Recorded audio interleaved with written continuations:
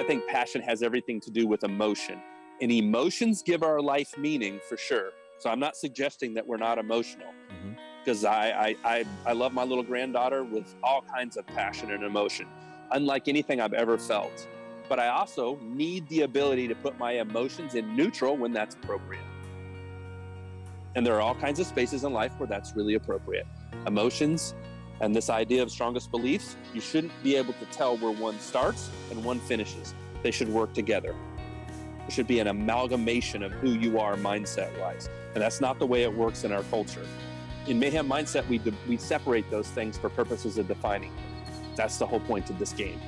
We want to talk about emotion and feeling, and we want to talk about energy. I use the word energy. That's to stop and consider based on a belief. That's how we look at that.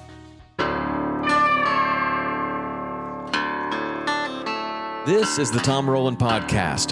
Fascinating stories to amaze, encourage, and inspire you in fishing, fitness, and the outdoors. And we're brought to you by Black Rifle Coffee. I started this podcast as a way to connect with my friends, people that I admire and respect, and you. It has been a learning journey that's made me a better person, a better fisherman, a better father, and a better athlete. I'm so happy that you're on this journey with me, and I'd love to hear from you with show suggestions, guest suggestions, or questions.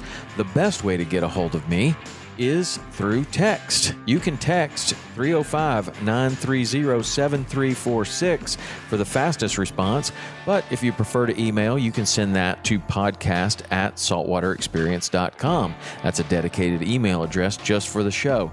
If you like this show, you can show your support by posting about it on social media and tagging me.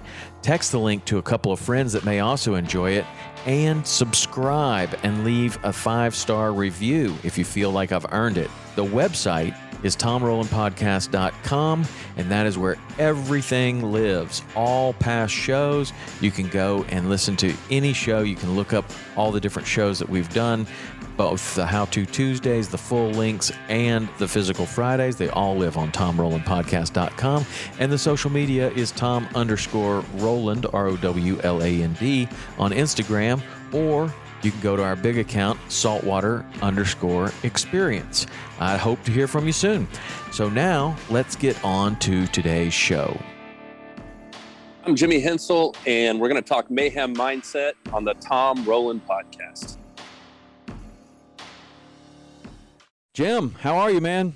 I'm doing well. Thanks for having me. Man, thank you. Thank you. We've met before, and you spoke at Waypoint. Very impressed with that. And just most recently, I was with Michael Chandler, and we were talking about you and the work that you've done with him. Of course, you've done tons of work with Rich Froning and all the people in Mayhem. And if you don't know who Rich Froning is, he was the first person to repeat as CrossFit Games champion, then won 4 times, then went on to do team and has won 3 times with a second place. That something tells me he wasn't very happy about that second place. And he has also surrounded himself with ultra performers and has created this CrossFit Mecca in Cookeville, Tennessee, which is really incredible. And you have been a big part of the mindset there, and you have something called Mayhem Mindset. I love it. What is it? Yeah. Yeah, I love your T-shirt, by the way. Thank you. Mindset. It's such a challenging word, and it's used so many different ways in our culture today. And I think mindset incorporates being motivated, rules, habits. And there are all these books. Values, all these different kinds of things, and so to wrap your arms around that, and then actually make it something that's actionable is what Mayhem Mindset is about. Well, it's obviously working. Well, you know what? Like you talk about Rich Froning, you talk about winning. I will give this one little perspective right away. Rich Froning does not really care about winning. And that always blows people's mind because I'll ask him about that. It's one of the perspectives people tell me about winning, tell me how to win, help me be motivated. Rich Froning doesn't really care about winning. What he hates is to lose. Rich Froning loves to train, and he hates to lose. And then that is connected to some natural ability, some freaky natural ability. And then it also has something to do with his nature, how he was raised. And so if you would ask him, he'd call it the perfect storm. So you make the joke about that second place. He has no medals in his house. That stuff, all those medals, all those awards, all of that, it's in a closet downstairs in a room that his wife tried to design for him, tried to turn it into a man cave. And it has some pictures on the wall, all of which he's pretty embarrassed about for the most part. The only medal I ever saw on display in the years that I was really at the barn and spending a lot of time at his place training with those guys was the second place medal. Really? And that hung on the chalkboard every day, and it hung because that stuck in his craw. Wow. That is awesome. So if you want to talk about kind of a foundational perspective, each one of us as an individual brings nature, nurture, the way we were raised, a set of beliefs, a core set of beliefs, all of that to this idea of mindset. And in the culture that we live in right now, unfortunately, everybody, they want to talk about like staying motivated or rules or habits. And that's only a part of that equation. I talk about identity, values, and routine. Those three things are how you re-aim. And it's important for each individual to be able to understand what those things are and not just show up and say, hey man, sell me a t-shirt and tell me how to stay motivated. And so whether it's Michael Chandler or Rich Froning, or I've worked with a bunch of professional football players, and I don't want to go too far off into that. I work with a bunch of military guys that I really respect. I'm working with the barista at the coffee shop right now. I'm working with the guy who's a big shot in Chick-fil-A. I don't care who it is. It doesn't really matter to me. Whoever you are as an individual, you're trying to reach your potential. I think the three most important ingredients are understanding what your identity is as a human being, your personal identity, not Rich Froning's, because you ain't Rich Froning. Understand who you are as an individual, how you fit in your family, in your community, on your team, understanding what that is. That's the position of strength. Then understanding what's your value system, outside of emotions in neutral. How do you make your choices and decisions? That's done by strongest beliefs. And we're all trying to do it. That's just a part of being a human. And then connecting those things to a great routine. Those are the three things you got to have, and you got to quantify, and you got to know so you can put it into practice. And that's what the Mayhem Mindset process is designed to help you sort out.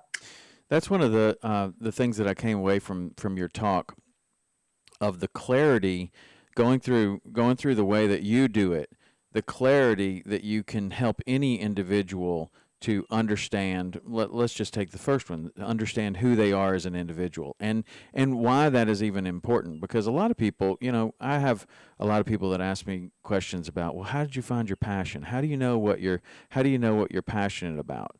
And like, that's an interesting question. Well, how do you find your passion? Like, it's sometimes it's like lightning strikes, I guess, but other times it's kind of like you really need to do some introspective work to look at yourself and decide, this is what I'm passionate about. This is what I would do for free if I didn't, if I could, I would do this for free and be so happy about it. That's a passionate kind of thing. Finding that. You help people to break down a lot of things and write down a lot of things. That's one of the things that I remembered about how you were writing things down. Talk about how you help someone to understand who they are as an individual and understand that identity and where they sit in their family and all of that. Yeah, I think once again, a lot of confusion in the culture about how to do that. Mm-hmm. My wife left me. This is where this gets started for me. My wife leaves me. I've got two daughters who I am now the sole parent of these two kids. And I've known my wife since I was 7, and we've been married almost 10 years, and I loved her. And I'm in the darkest spot of my life, and I'm not sure which direction to go. And so in this space, as I'm trying to control my emotions and I'm trying to figure out my way forward, what I realized was I didn't own any of my beliefs or any of my values. And here's why that's important. And I guess I want to say, I didn't do this because I learned it in a book. I did it because it was a fight for my life to be okay. Yeah. And I literally decided in that dark spot, I wasn't going to read a book. There wasn't anybody going to tell me how to do this. Either I was going to sort this out for myself and I was smart enough to make it happen, or I was going to sink. But at that point in my life, it was important enough to me to really sort out who I was and to figure out all these words that are being thrown around: purpose, passion, what does all that really mean? And so I think in this process that I've created, the power behind it is it's simply a process for you to figure it out, not for anybody else to tell you. We don't tell anybody what to believe or what to do in Mayhem Mindset. It's a process for you to put it all on paper. And here's what we know. Here's some things we know to be human, not because I say it, but because this is what science has taught us. And so there's not a human being walking the planet that's not dealing with these truths. And the truths that I'm getting ready to talk about are as true as gravity. Number one, the limbic part of your brain fires first. And this is very simple versions of this. And so we all feel first. So there is emotion. Emotion gives our life meaning. And we got to understand what that is. We got to learn how to control those emotions. The second part of your brain that fires is the neocortex, and it puts language to what you feel. So those things are supposed to work together. If it's not in language, it's not a tool. So if you can't tell me, get over into critical thinking and tell me about who you are and what you believe, well, then you're a person who stays stuck in emotion. And your life is going to be based on emotion and momentum. Instead of living life with it, you're going to live life because of it. And this is where I was way back in that dark day.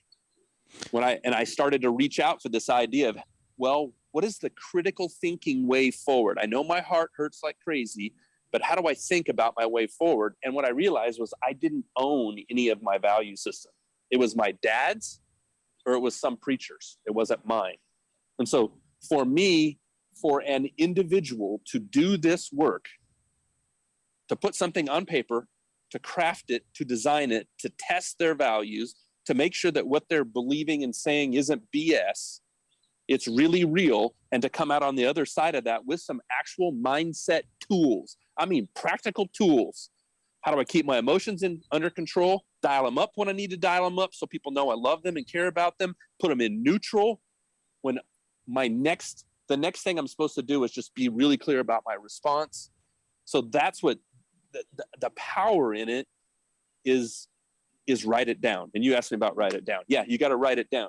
And if you can't define yourself, you can't stand in front of the mirror and define yourself and say, hey, here's what's purpose, here's what my core values are, then how the hell are you going to live it? It's not possible. That's awesome, man. So how many people, like when you start working with people, how many people have any sort of idea? You know, they may be, I mean, you work with all different kinds of people. You mentioned the barista, you mentioned, high-level athletes, pro football players, somebody that just works. Like, how many people, when you start going through this process and showing someone what it is that you're about to do, how many people have any idea who they are, in your opinion? Well, I think it's really important to say I call what I do a game. And there are some rules to the game, and there are some terms that we define. And so my challenge is always in 30 seconds or less, define yourself. 30 seconds or less, define yourself. And that means you can clearly state to me what you think is purpose for your life. You can clearly state to me core values that represent your strengths, your weaknesses, and your ideals.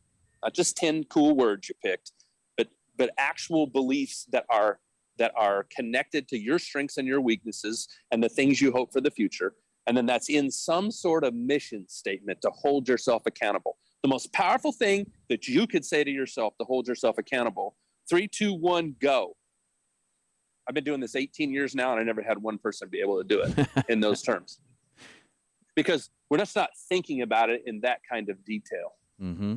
So I get people who can name 2 or 3 core values, but if I start putting pressure on you about that value, and you let me in your life and you trust me, and for purposes of defining yourself, you let me just kind of It's no different than teaching someone to lift properly. If I was teaching someone to power clean properly, I'd pay attention where their feet were first before anything else. Then we might get them up in the front rack position and kind of touch them to make sure they got a good base. I'm literally doing that to you mentally. Mm-hmm. I'm saying to you, mentally, physically, and spiritually, do you know who the hell you are? Have you made choices in those spaces and you know who you are? And under extreme adversity, that stuff holds up. Right. Because if it's not defined and it's not practiced, it doesn't hold up under a real extreme adversity. And that's the spot 20 years ago I found myself in. I thought I knew who I was, and I thought I know what I believed, but under the extreme pressure of divorce and being a single dad, that stuff didn't hold up. I couldn't really tell you what it meant. Really, for me, because I come from a really strong faith background, or that's really what I was taught, all I could do was just beg Jesus to help me. And this is me. Now, I'm not putting this on you or anybody who's listening. From my perspective, it got pretty pathetic. It got pretty weak, and it got pretty pathetic. And so one of the things that I had to do for me personally was decide, hey, what's like, I'm not putting this on anybody else. Mayhem Mindset, I want to be clear. We don't put values on people. You test yours. You tell me what yours are. And if you'll figure out what that is and you'll live them authentically, it'll work. It'll be a tool in your life. For me, I was challenging the value of faith in my life. Either can I swear on this podcast? Sure. Or should I not do that? No, either I'm shit canning all that, because I don't mean I'm going to throw it away. That's not strong enough language. Either I'm shit canning all that, and that's something I'm walking away from, or I'm going to test it and decide what that means in my life as an individual man. And I'm either going to live it or I'm throwing it out. That's how real that was for me. So yeah, not too many people in terms of this game that I play can step right up and they can really come up with, this is purpose, this is values, and this is how I'm connecting in routine in my life and how I'm scaling it and living it every day. Wow. How long did it take for you to bring yourself out of this dark spot with this different way of thinking and organizing your thoughts like this?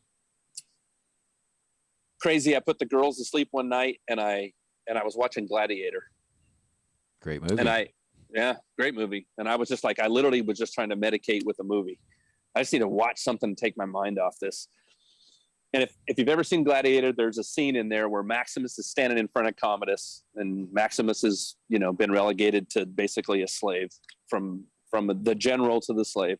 And he's fighting on the Colosseum floor and nobody really knows who he is. And he's standing in front of Commodus and he pops his helmet off and he defines himself. My name is Maximus Aurelius Decimus. And in that space that I was in my life at that very moment, I heard Maximus say, this is who I am, this is what I believe, and this is what I'm going to do. And if you go back and listen to it, that's exactly what he does. And I'm like, okay, so that's what I'm doing. That right there, I'm going to do that. And I'm a writer, so it took me about 6 months to craft it and to get it squared away in my life. But I wrote a code for my life. And I called it the Strength and Honor Code. And I had a buddy of mine draw a tattoo. And I made a commitment that every choice, every decision in my life moving forward would be filtered through purpose, values, and connected to routine. And I was going to live by it or die by it. And I started doing it, and my life straightened out. I got my emotions under control. When I couldn't get them controlled, these values became literally the filter. There wasn't anything that I wasn't going to do unless I went to fight, work, hope, faith, team, family, excellence, purpose, responsibility, love, and freedom, and filtered it. What do those values say? Here's what my emotions say. Acknowledge that emotion. I didn't say validate it. I said acknowledge it, understand how I felt about it. And I worked hard to get my emotions and my values working together in my life. And I created some tools to actually do that. And it became the position of strength of the platform that I operated from. And then 18 years later, I'm doing it for somebody else. And I had zero intentions of that. No intentions. It was just for me. And I named it after the movie. My code was called the Strength and Honor Code. And I literally went back to, I'm raising these two little girls. I got to go back to painting houses. My dad was a painter. Didn't get along with my dad all that well. I hated painting houses. I told my dad when I left to go to college, I'm never going to paint another effing thing as long as I live, because I thought I was going off to the big school to be a big star football player. And here I am back humbled in this space where I'm, the most important thing is that I got these 2 little girls and I wrote this code. Then I'm thinking I'm going to go back and volunteer to high school and I'll teach tackling, you know? And I got there and realized I could help a young man maybe sort out some of this for his life. And it's just grown over the years. And I want to be clear, there are way more people in the online course that I'm working with that have nothing to do with high profile sports. Yeah. I was gonna go into that, because the reason that I always look to people like Rich or Mike Chandler, or, you know, name any high performer, and especially the military people, is because what they've done has been tested at the extreme end of the scale. And if it works for them at that extreme end of the scale, then it's probably going to work for me in making a decision about, you know, my business or my family or what's important to me. And then you can even just take, you don't have to do exactly what they do, but you can take little pieces of things that high performers are doing, and you can apply them to your life, and you can be better at whatever it is that you're trying to do. You can be a better father, you can be a better husband, you can be a better fisherman, you can be a better weightlifter, you can be a better golfer, you can be better at whatever. And that's why I'm fascinated by this subject, because I had my own kind of epiphany of, wow, the way that you think about things and what I call the mindset going into something is the single greatest dictator of whether you're going to be successful at that or not. And, you know, it's a very simple concept. Some people are like, well, of course. Other people are like, I never even thought about it like that. And for me, I had plenty of successes and failures all through my life, but it was when, you know, my wife and I started talking about having kids, and I started thinking, you know, I want to be this type of person. I want to be this type of dad. I want to reflect these type of values onto my unborn child. And things started changing because I started listening to different people talk and reading books and doing lots of different things that and surrounding myself with people who were top performers, and just watching what they did and watching how they thought and listening to the words that they said. And it just made such a giant difference. And my life went in a different direction on a different trajectory. And ever since then, I just try to soak up as much as possible. Now, what's very interesting to me about your program is that I've read tons of books on this. I've watched every motivational movie, Gladiator, all the way down to Rudy, and watched them forward, backwards, every which way. And I get little pieces of things out of each one of them that I can apply to being a better fisherman or being a better dad or whatever. But what's interesting, I think, is what you're doing is you're really you're helping anyone organize their thoughts, organize their values, organize their priorities, organize their life around things that are very simple. It's not unlike, I don't know, you mentioned weightlifting. Say it's the golf swing, say it's weightlifting, say it's anything. If you're just thinking, put this weight over my head, okay, well, you know, there's some real strong people out there that can put some weight over their head. But there are other people that, you know, you have to think about things. Like when a golfer addresses the ball, it's okay, where are my feet? Where's the club? Where am I pointing? Where am I aiming? How am I standing? How am I breathing? And they'll walk through this process of 1, 2, 3, 4, everything's right, now swing the club, and it goes perfect, right? Like, and if they just get up there and they don't think about those things and they just try to swing, it's out in the woods or in the river or whatever. And that's one of the things that I thought about when you were speaking. I was like, this is as much as it is a mindset and all these different tools and everything, the tool really, for the way that I see the tool, and I don't mean if this isn't the way that it's designed or whatever, I don't mean anything bad about it, but it seems like an organizational tool for your life. And that well, like you say, every decision that you're making is now filtered through this, not unlike the golf swing of, okay, how am I standing? How are my knees? How are my hips? Where's the golf club? It's like 1, 2, 3. Okay, now I can make this decision. Are my emotions in check? Am I breathing correctly? Am I thinking about this rationally? Right? I mean, yeah. What do you think about that? Everything you said. Everything you said is right. Maybe to start with the first thing you said about, there are so many high performers where the things that they do are very instructive, and there's a lot we can learn from. And I think that's important, and we should do that. And in my process, that falls into routine. I said there were 3 important components to being able to re-aim your life daily: identity, values, and routine. So if we just spend all of our time paying attention to what the high performers are doing inside of routine, we're leaving out who are you as an individual, and we're also leaving out this position of strength of remember, all of us are trying to make our biggest choices and decisions based on our strongest beliefs. That is to be human. That's as real as gravity. So if you don't know who you are and you're just operating off what Rich does, well, you're in trouble. Mm-hmm. That won't withstand extreme adversity in your life. And then the truth of the matter is, a lot of the things that Rich does, like, for example, let me give you an example. Here's a question he gets all the time. Hey, teach me how to be more competitive. Happens all the time in seminars. 100%, there are going to be 2 people who want to know about that. What you don't understand is being competitive is not a problem for Rich Froning. It's the opposite.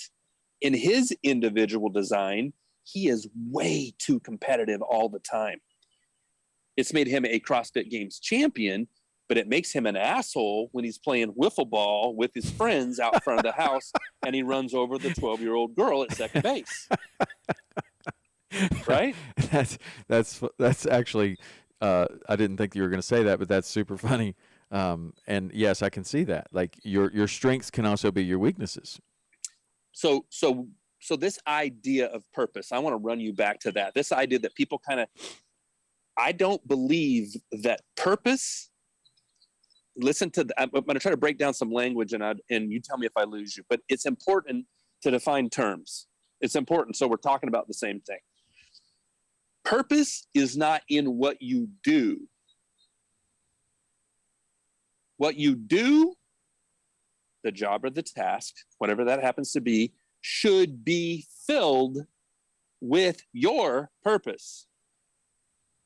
So many people chase the do, the job or the task. I'm going to go work here. Oh, that didn't work out. I don't feel passionate about it. Go to the next thing. Got kids at the university I talk to all the time. I just started a degree in this field, and oh my God, I don't want to do that. I don't feel passionate about that. So purpose can't be what you do. My first conversation with Rich Froning was, if I take CrossFit away from you and today's the last day you do it, who the hell are you? Or your sport. That's why Michael Chandler came. Hey man, I got this many fights left. He was using this to aim and create a vision for his life past fighting. Mm-hmm. We did some organizational stuff, but that's not why he used it. And the same with Rich. Rich caught off guard. Whoa. Yeah, what if I could take that from you, bro? You don't do that tomorrow. The do. I could steal the do from you. I could say that to anybody. You're retiring from the military. You're injured. I mean, think about all the places where what we do can be taken from us. What you're telling me then is when that happens in your life, that's it for you as far as purpose is concerned? You're just designed to CrossFit? And of course, nobody believes that. There's these mental, physical, and spiritual parts of who we are. If you could never go fishing ever again, and this is your last day doing this podcast, you're telling me that there aren't other things in your life that are filled with purpose? So purpose can't be, the clues to purpose, we can't start with the do. Purpose is in your design. We got to go walking back to your heart, how your heart's wired, what are your talents. Then we got to connect that to your strongest beliefs. And if we do that properly, then we can come up with some ideas about why you're on this planet. And it has nothing to do with the do. It should not have anything to do with the do at first. Then what you want to do is connect those three things. And if you can do that, man, that dog will hunt. But if we start and we work backwards, we're just trying to copy Rich or Mike or some of those people, we're leaving out your values and your personal identity. We need to flip it. We need to figure out what that is for you. And then this part of routine and advice and high performance and all that, we can get nuggets from that really help us in our mindset and the way we think. And then it's practically applicable to our lives. That makes sense? Yeah. And so many times also you hear, what is your why? I mean, and I'm assuming that that's kind of, in this thing, it's Sure. kind of similar, but like you say, there are a lot of terms and there are a lot of people throwing around a lot of these different terms and, passion, motivation, what's your why, what's your purpose. It is, I do really like it that you identify that, because I think that a lot of people, I don't know, you hear it with young people all the time. Like, I'm just not passionate about that. Like, really? What have you been passionate about it? Do you even know what passionate is? Like, what have you been passionate about in your whole life? You're 17. There's so much wrong with that word passion in my mind. Passion is the one word you might as well swear. You might as well, I don't know. In my game, I hate the word passion, because it's one of those words that people use it in all those different spaces. And passion has everything to do with emotion and what I feel good about right now. Hey, but what about all the things that you're supposed to do that you don't feel good about? What about that? Because that's half the game. Right. You want to be great at a sport, you're not going to feel good about training every day. Hey, I've been married, I got 26 years worth of marriage. I didn't necessarily feel great about my relationship with my wife every day. I don't know about you guys. You guys are all better than me and I'm a sinner, but that's how it works in my life, right? There's all kinds of things that are super valuable, that are filled with purpose, that have nothing to do with emotion or passion. Matter of fact, my emotion and my passion will destroy me if I get that wrong. So if we're just chasing making me feel good all the time, you're screwed. Now, if you expect to get next level and have purpose for, in every area of your life and reach your potential. It's so interesting that you just said your passion can destroy you. And like explain that, because I can see it clearly. But let me use Rich for an example. And I wouldn't use the word passion. I'd like to throw passion out in our discussion, because I think passion has everything to do with emotion, and emotions give our life meaning for sure. So I'm not suggesting that we're not emotional, because I love my little granddaughter with all kinds of passion and emotion, unlike anything I've ever felt. But I also need the ability to put my emotions in neutral when that's appropriate. And there are all kinds of spaces in life where that's really appropriate. Emotions and this idea of strongest beliefs, you shouldn't be able to tell where one starts and one finishes. They should work together. There should be an amalgamation of who you are mindset-wise. And that's not the way it works in our culture. In Mayhem Mindset, we separate those things for purposes of defining you. That's the whole point of this game. We want to talk about emotion and feeling, and we want to talk about energy. I use the word energy. That's to stop and consider based on a belief. That's how we look at that. So if we're going to walk this thing all the way back, I want to use the word purpose. I want to use that word purpose. And through this process, what happened in my life, I can work somebody down through this process. And by the time you finish it, you will have a clear understanding of what purpose is for your life. And I can guarantee it if you'll just do the process, not because it's special, because it's just a process and you can figure it out. Like, purpose is not discovered under a rainbow. It's not in a pot of gold somewhere. It's not that way. And that's the way people set it up in our culture.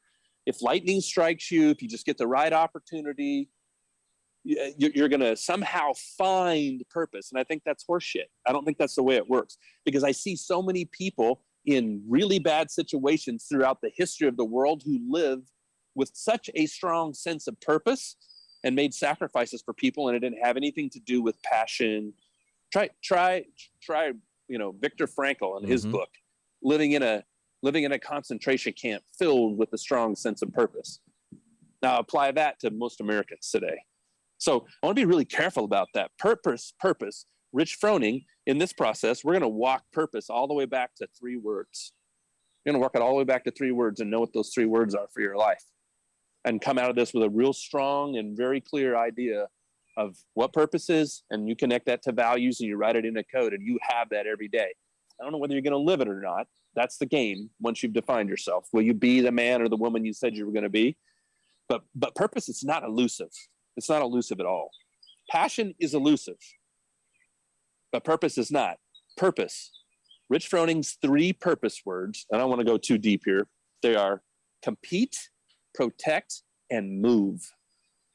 At the very core of his entire being, this pours out of his heart, period. He doesn't have a choice. In everything that he does, every do, it's got to be moving first. He has this strong sense of protect and this strong sense of compete that pours out of his heart. And if he does those, for example, compete in the wrong space, it'll destroy him. To compete in the wrong place is his worst enemy. So one of the clues to purpose is it's your worst enemy. And I help people dig to that all the time. And they think that we'll use compete. For example, I'm just too dang competitive. I just got to quit being competitive. No, you don't. It's your gift to the world. Just do it in the right space. Nice. Now that is something I didn't really expect to hear. That's very interesting about that's your gift to the world. Because it really is. Like, if you're a competitive person that has a competitive fire in your belly and you enjoy competing, but then you're doing it at the barbecue against the 12-year-old girl, yeah, or against your wife in an argument, yeah, or against your business partner in a hiring dispute. Yeah. That can totally destroy you, because then now you're emotionally in charge of or emotionally invested in that as well. You want to win, but you are now doing this in the wrong environment that will destroy you. That is, wow. That I never really thought about that. We got to work hard in those spaces to be able to separate being right and wrong, your ego, and the truth. And in Mayhem Mindset, those are all very different things. Arriving for other people when it's appropriate, and then being able to put your foot on the neck of the person you're competing inside the rules of the game and dominate them. And there's nothing wrong with any of those things. Just got to do it in the proper spaces. When I work with this guy, he's printing money in his business, and he comes to me and he's all hung up with, I just can't stop creating a vision. I just can't stop dreaming. It's like I'm not satisfied with these things that I'm doing. And if you start telling me what your biggest problem is, and I can remove the negative emotion, I'm going to find purpose there. And it's coming out of you without you even trying. So if we connect it. So dig into that just a little bit. Like this guy somebody might call him a daydreamer or a dreamer, but he's like, no, it's a vision. I can't stop doing this. I'm doing it at all the wrong times. Maybe it's messing me up. I don't know. Yeah. What was his upset? He was upset because he's doing it at the dinner table with his wife and his 5 kids. Right. He can't stop. But it's made him hundreds and hundreds and hundreds of millions of dollars. And so from a business perspective, he shows up. His team's in the room.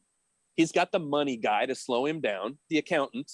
And he sits down and he says, this is what we're doing. And the accountant's like, yeah, sorry, boss, we're not. That's not what the checking account says. But there's this really cool, he's got people put in place around him in business to keep vision, creating vision and dreaming out about what the future can be, to keep that from running off the rails. But then he can't figure out why he can't get that squared away at his house with his kids. And so we got to work all the way back to helping him understand, bro, that's your gift to the world. Now, inside of your value system, you need values that are clear targets to aim at and I call it who you be, capital B-E, the be versus the do. Values and talents, purpose versus the job or the task. Who you be, what pours out of you to create a vision, to be able to forecast, to walk into a room and be right. Pretty right all the time. I'm pretty right about what's going on. I kind of see it all. I kind of know where we should invest or what's going to work. But I kind of know because I just made $300 million last year. And this is what's going on in his head. But it's not working with my wife and my kids. Because guess what? They don't give a crap. Dad said he was going hunting with them or going fishing this weekend, and he wasn't present the whole time. So, you mean it's not a bad thing? It's a good thing. I just need values, clear values in my life that I'm willing to shift. Those are clear targets I'm willing to aim at. And inside of this space of the value of family in his life, he defines it clear. He's not being him in that space. He's not the vision caster. He's the dad. He's going to Alaska. He's hunting bear with his kid. He's doing all the things that he wants to do. And when he got that sorted out and he stopped feeling bad and then began to apply those things properly in his life, well, then casting a vision ends up being pretty dang easy. And then we did some work too with what's the difference between dreaming and fantasy with him. Don't fantasize. I got no room for fantasy. Fantasy is a waste of time. Dreaming, connected to routine, actually doing something about it, super important. Aiming high, super important.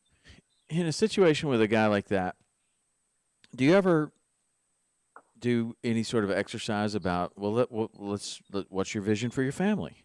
Like, you're so good at this. Like, you're so good at this vision deal.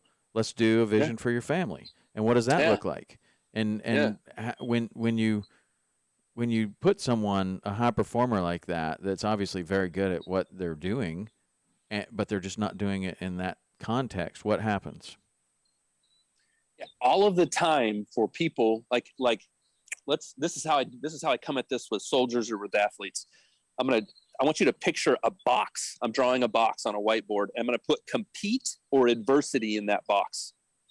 That's in that box. That's that space. And it has clear boundaries. And then I'm going to put real life around the box, this wide open space that's real life. Learning to shift gears between compete and real life, super important. Super important. Where do your emotions go? Let's talk about strategic. Let's talk about tactical inside of compete. How do you get into that space properly? How do you allow yourself to be everything you were designed to be in that space? And then where high performers really struggle is in their interpersonal relationships. They haven't thought through and put in language. How do I just go home and be a daddy? Because their kids don't care about all the things they're doing over there. You know this. You're a father. Mm-hmm. Yep. They just want you to be dad. Just show up and be dad.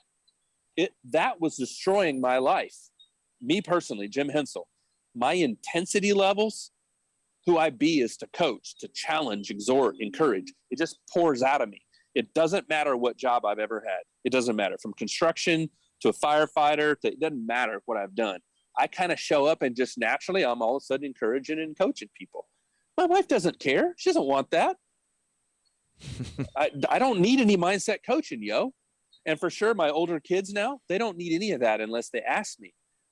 Once again, I'm just being honest. This is not ego. I don't know too many people who are better at me in this space.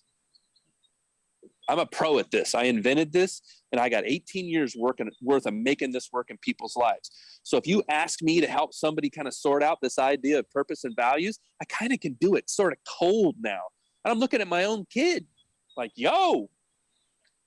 How tough is that? How tough is that to see that if you just did this and this, but it's unsolicited and to someone who really doesn't want to hear it. Most of the time, the truth only helps unless it's asked for. Mm-hmm. You know, like sometimes it's our role and responsibility to have to tell someone the truth. It's our role, it's our responsibility, it's our duty, and I get that. I created a tool called the Grace versus Truth tool, and it's changed my life. And I'll share this with you when we're talking about practical mindset tools. I use it every day. It's the most important perspective I ever gained in my entire life. And the tool was designed to take my need to be right or my ego out of the conversation, to arrive for the other person. What do they need from me? So picture Grace on one end and truth on the other. And it's a spectrum. When I arrive based on role and responsibility, and then what this other person as a leader, my level of consciousness is, what do they need from me here? And that grace on the one side means I got you, you are not accountable. I'm carrying you today, which is important. Or somewhere in between, truth, meaning you're fired. I'd like to invite you to be successful somewhere else, something like that, or whatever that happens to be. My nature, remember, rich is to compete, mine is to challenge, exhort, encourage, kind of to tell the truth. And when I was young and that wasn't connected to the other person's needs and emotion, it once again just made me look like an asshole. And it hurt even worse because in a lot of ways I was right a lot. I would give them perspective. Yo, Tom, dumbass, do this. What the hell's the matter with you? Shit. Yeah. You just do that, you'd be all right. Interpersonally, how's that go over? I just kept being the guy who thought I had something to say, but then I was mostly just wounding people. So grace versus truth. It's not a conversation I don't go into, and I'm taking my need to be right out of it. So there's no ego. And I want to give them the truth based on my role and my responsibility in their life. What do they need from me today? A little bit of grace sprinkled into this, or a lot of grace? Today I just got them. Or, man, we got to be really truthful here. What does this person need from me? Conversations with Michael Chandler and Rich Froning are awesome because I can just tell them the truth. We can get past some of the relationship growing real quick because those dudes are looking for the truth. Mm-hmm. They get it. There's no offense taken there. So grace versus truth, an example of a practical mindset tool that if you apply it in conversation and arrive for somebody else, especially relationship-wise. Remember, we started out by saying high performers have a hard time getting out of the box, out of adversity and compete where they excel, and getting over into relationships where what somebody else feels and thinks, it matters. It matters. Do you want to be right or do you want to be married? Which one?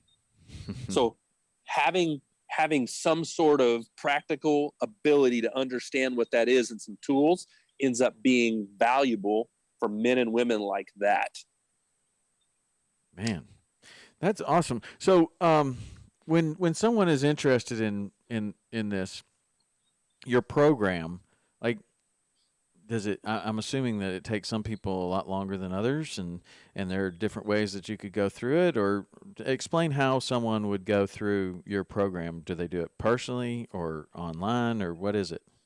Yeah, a couple of different ways to get connected. Thank you for asking. MayhemMindset.com. There are two ways to work through the program. One is a self-paced way.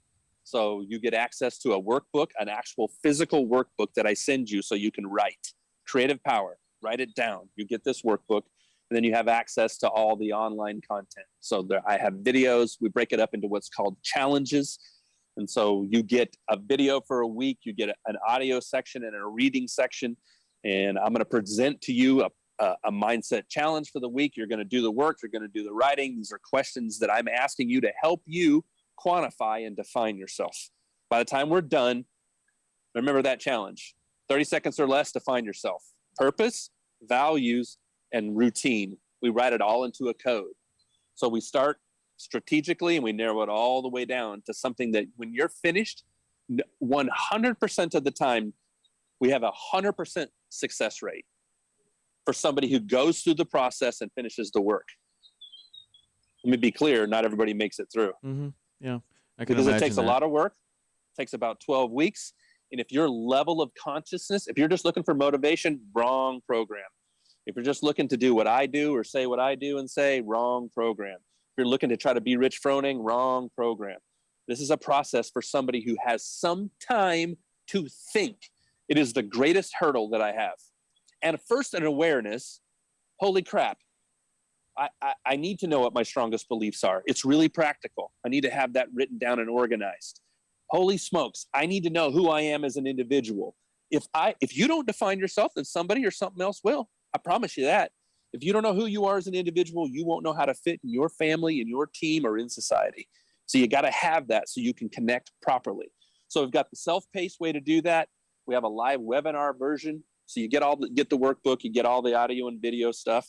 Plus every Monday, either me or one of my assistant coaches pop on and we do a live webinar. And it's really informal, and we talk to people all over the world in different places in the course. So maybe one guy's in challenge 3 and one guy's in 6 and one lady's over in 9. And there's a little community, and we do that 3 times a day on Mondays. And then I do work individually with folks that want to reach out if they're interested. We'll do a company webinar where somebody's whole team can go through it with me. And then I try to keep 3 or 4 different individual clients as time allows for that. And it's scaled in price. That's interesting. Do you ever have anybody like ultra performers specifically, but have you ever had anyone, and I'm sure you have, but it would seem like some people might say, well, man, I don't know if I want to get a hold of some of these things because that could be my edge. Like the fact that I'm so emotional about some of these things, maybe that's why I'm winning, or maybe that's why I have made this amount of money, or maybe that's why I got this job that I wanted. Maybe if I got a hold of that, that would go away. Like, is that something that you encounter? Yeah, for sure. Because of the culture that we live in, it's possible, and it's being done right now, where people are born and then they die. And all they get really good at is routine. And routine is really important. I dealt with this back. I was a player development coach at a couple universities in the football programs. And the process ends up being the most important thing. And it is vitally important. A process that works and to replicate it. That falls over into routine for me. And so it's possible to make a ton of money and to do all of those things and live and die inside of that. And there are people that do that. My experience is that those people's interpersonal relationships suffer. And they don't know how to connect, and they end up at the end of this thing without a strong sense of purpose and meaning. And it's easy in our culture to focus on motivation, especially if you've been given a lot. And so we can be too process oriented and forget about the importance of the people and the value of the people inside of the process. I work with a guy who sold his business for $100 million. So, a ton of money. He inherited the business from his father. 37 years he worked in the business, and I was speaking at a conference that he was at, and he comes up to me with tears in his eyes, and he's just retired. And he says to me, holy crap, I got more money than I know what to do. I got this big boat that I thought my wife and I were going to go around the world on. And he's like, and I'm waking up. He said, I wasn't a bad man. I didn't cheat. I sent all my kids to the greatest colleges. I provided for their lives. They're all set. He's going on success. And I don't know any of them. Like, none of them want to talk to me. Like, I have no relationship. I've been planning take this trip with my wife, and my wife just told me she doesn't even like boating. He got lost in the process, making money. He had a great routine. He had it locked in. All that stuff he did right, and he forgot about the interpersonal relationships that at the end ended up mattering to him. And he's in tears standing in front of me telling me he'd give the freaking money back to have his kids over, to know who his grandkids were. And then to make it worse, he died of a heart attack on that boat, like weeks later. Whoa. So from the outside, you'd have been like, dude's got it all figured out. Look at that. Big house, I don't know, man. I don't know. Yeah. The definition of success, the definition of purpose. And for high performers, we're talking about high performers that are really good at something, they can fixate on staying motivated and doing a great job in the process of routine and not do the transition to the relationships around them that are supposed to matter. And I deal with people. I'm dealing with an athlete right now that he don't give a shit about any of that. So, okay. But he's also 26 years old, and right. We'll see. Right. From an old man to a young man, we'll see what it matters to you later. You do you. I'm not here to tell you. But our culture's made that possible. There are seasons in your life that, Yeah. you know, where you're choosing not to have a girlfriend. You're choosing to not have any relationships. You're going to pour yourself into whatever sport it is that you're doing or whatever activity it is. And maybe this stuff comes later, but you know, it does. And I think it can, but that's just like, that's a season. And maybe I think that's right. So I was going to ask you about, like a kind of a couple final questions, but one of them was going to be, you know, describe disappointment, right? So in my opinion, that's a pretty disappointing life that you just described with that guy that did whatever success he had, lots of money, lots of toys, lots of things, but he was missing the most vital parts, at least to me, the most vital parts of human existence, right? What is excellence? Paint the picture of what that life could have been, or what you see as an excellent life. Can I give you my analogy? Anything? Yeah. Like, I know, once again, I'm very careful about how I do this. Mayhem Mindset. I don't want anybody to get it wrong. Mayhem Mindset is not for me to tell you what to believe. Mayhem Mindset is for you to organize what you believe and then test it so that the other end, you have something that's authentic. And if it's authentic, then you'll probably live it. My values may be different than your values, right? And what I'm getting ready to say, I'm going to paint this picture, and it comes from something that some people might say is religious. And I want to even be careful because like what I can control in life is what I've been given. And what I've been given is the time that I have on this planet. So my mindset is live well and die well. That's how I think. And I'm older now. I'm 53 going on 54. And so I can see the other end of this. And I'm not even making a joke. Like my parents, I'm dealing with my parents, and my dad's close to dying. And these are all things that I'm serious about, you know? So based on this religious experience that I came through, I think about disappointment and I think about excellence. And I think both of these things play out in this scenario in my head. What if it really happened that when you died, you went to heaven or hell? What if that really happened?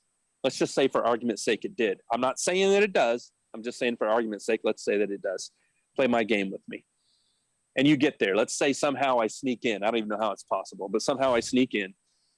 And God, he plays two lives up on a big screen.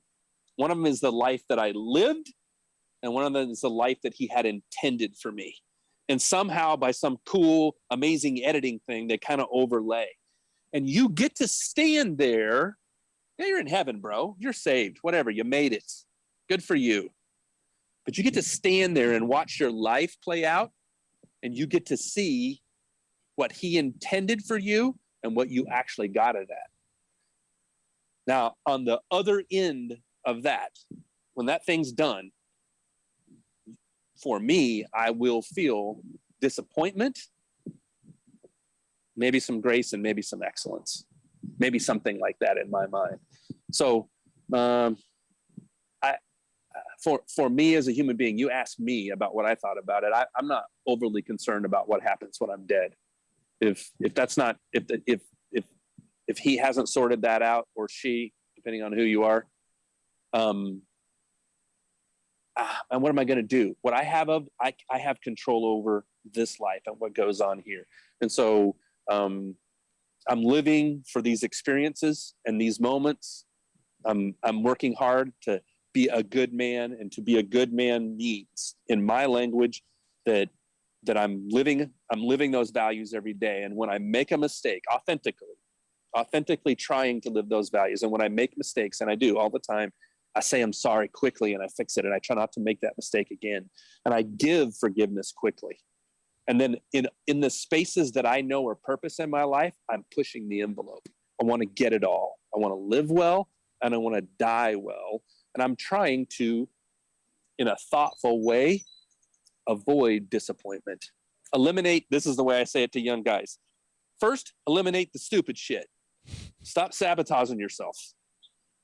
So get that figured out. Maybe that's 20 through 24, you know, and then get some sort of idea of purpose and values locked down in your life. So you've got that clear path in front of you, and then make everything you do at that point filled with some sort of sense of purpose based on what you said you believe and who you are.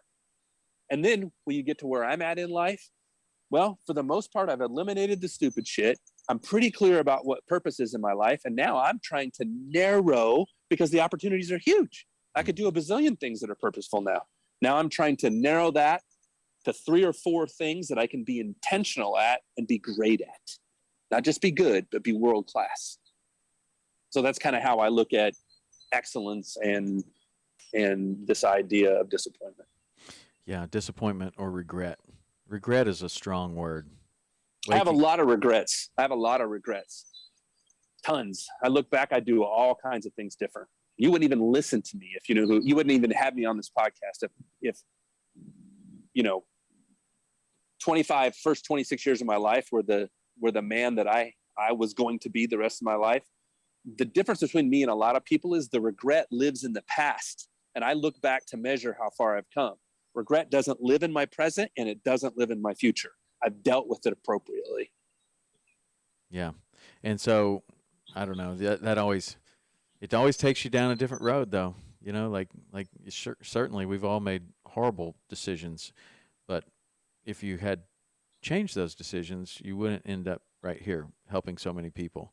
You wouldn't end up right here in this sense of gratitude of where you are in your life. Regret, 100%. and you dealt with that regret already. I have as well, and I'm very comfortable with where I am right now. But waking up with regret is a bad place, especially one of the worst. At our age. I'm your age exactly. When's your birthday? August. What? 17th. No way. I'm 19th. August 19th, 1968. We're right there, and we're right there together. Yeah, I'm older than you. But barely. 2 days. Yeah, well, 2 days.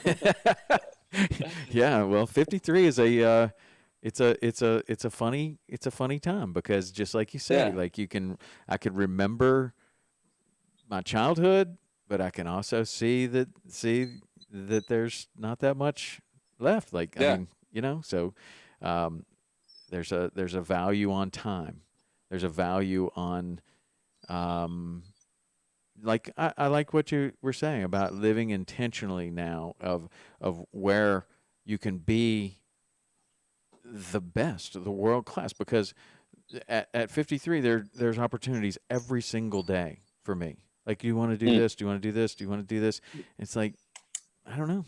I mean, there's so much value in saying no to things as well. Like, I'm going to say no to that really great opportunity because my heart's not in it. And yes, I could do that, but it's going to keep me from doing something that I'm really, really super excited about.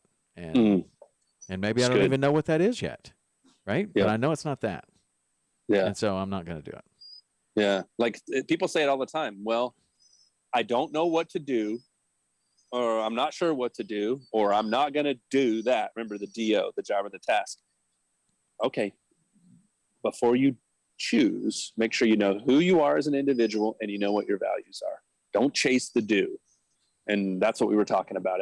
At this point in our lives, we cannot afford, I don't mean money-wise, I can kind of afford to do whatever I want to do. But as far as a sense of purpose and being world-class, I can't be chasing the do. I got to keep it narrow. I don't believe in balance. Balance means I can be pretty good at a lot of things. I'm not interested in being pretty good at a lot of things. I want to be the best at a couple of things. And so that's pretty narrow for me. I want to be a great grandpa. I want to be a great husband. I'm messing with this tactical games thing, which is how I compete. I love to shoot. I love to do all that. That's really important to me, and I want to make a difference in some people's lives. Outside that, I can't really be doing a lot of other things. I'd like to go bear hunting in Alaska. I'm going to have to say no. I don't know where I fit that into the schedule, you know? Yep, I do know that. Well, this has been fantastic. And, you know, at 53, having a wonderful career and really a life that a lot of people would trade in for what I've been able to do, I still would like to do your program. I think that organization and the introspection and just checking in with yourself, even at this age, or maybe this is the most important age. I don't know. Maybe it is. But I sure would have loved to have done this when I was 22. Man, it's so crazy. Like they're to stop and get reorganized, and to be clear, when is the wrong time to do that? And I know. And we all come to, there are some big pivot points where people come to me in general terms, but Mayhem Mindset it's a master's degree level in identity, values, and routine for somebody. It's not an entry level, please motivate me thing. I don't even want those people to sign up. I'll have to give your money back. And I'm not trying to be mean. It really is for somebody who has a level of consciousness and a little bit of time that says, you know what? Heck yeah, I'm going to stop right here. First of the year, I'm going to stop and slow down. I'm going to give 12 weeks to put this in the front of my brain, and I'm going to get reorganized because I know who I am. I want it tested just a bit. Right. I want to shift it around. I want to make sure that how much of what you're doing is really routine, which is cool, and momentum. Look what COVID did to people. Expose that. People who were just been living based on momentum and routine instead of because of it, connected to something. So not a bad idea every now and then for somebody to go, yeah, I'm going to take a little bit of time. Let me make sure I'm where I want to be. Do people go through your program and then maybe 10 years later go through it again, or a few years later or whatever, just to just reevaluate? Like, is this okay? That's where I was. And, at 53, I know that there have been lots of different seasons in my life where my kids were young or something, and I want something, and, I want to make sure that I send them to the right schools, and I want to, give them this gift of education, and I want to, give them these gifts of ethics and morals and a code to live by. And then now they're older and out of the house, and so now this is a different season. And now it's kind of like, okay, am I still where I was 10 years ago, or is this a brand new chapter of my life? And do you have people that go through it multiple times? And that's a great question. The final challenge in the process is about how to use it as you grow. And our identity and our values are intended to grow. You should never be more than 90% done with that in your life.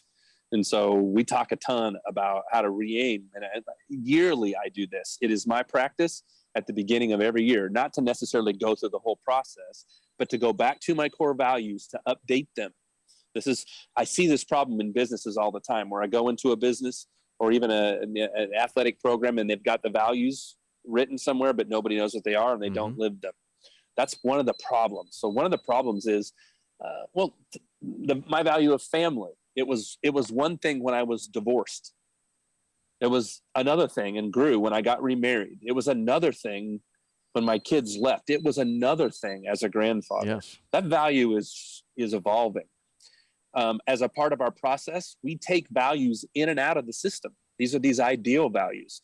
I change them out every year at the beginning of the new year. I bring a new value, and that's something that I do a study on for the course of that year. I'm going to actively live out that value in my life. So I have these values that are growing, that I'm sharpening the definitions of what they are, and then values that I'm bringing in that are clear targets for the next year, so that stuff is never stale. Identity and values are always developing, or should be always developing, or it's not what they're supposed to be. So we do talk a ton. Yeah.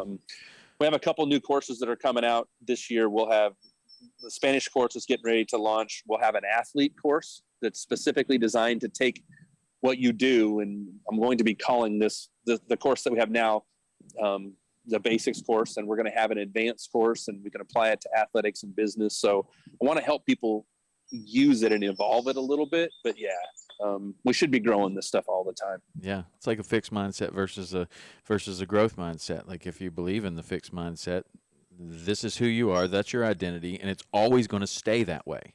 Where a growth mindset is just exactly what you just described of, yeah, that's where I was, and I'm happy with that, but now I have grown. I've had new experiences. I've had new education. I've learned new things. New relationships are now in my life. There are things that are now important to me that I didn't even know about before. Yeah. Like how 100%. could you not be growing and changing and all of that? So that's super refreshing to hear that's what you do. But well, if anybody wants to explore this, where would they go? MayhemMindset.com. MayhemMindset.com. And could they get in touch with you, or is there a place where they can get more information, or is everything right there? It's all right there. If you just email info@mayhemmindset.com, I'm there, and we'll get that email and be able to respond to you. The only social media that I use is Instagram, and that's Jimmy_Hensel, and we pay attention to all of that. So we'd love to communicate and reach out. Okay. Awesome, man. Well, thank you so much for your time. This program is just incredible. That's fantastic. I love it. Thanks for having me. I appreciate it. All right. Thank you. All right. That's it for this week. We'll see you next week.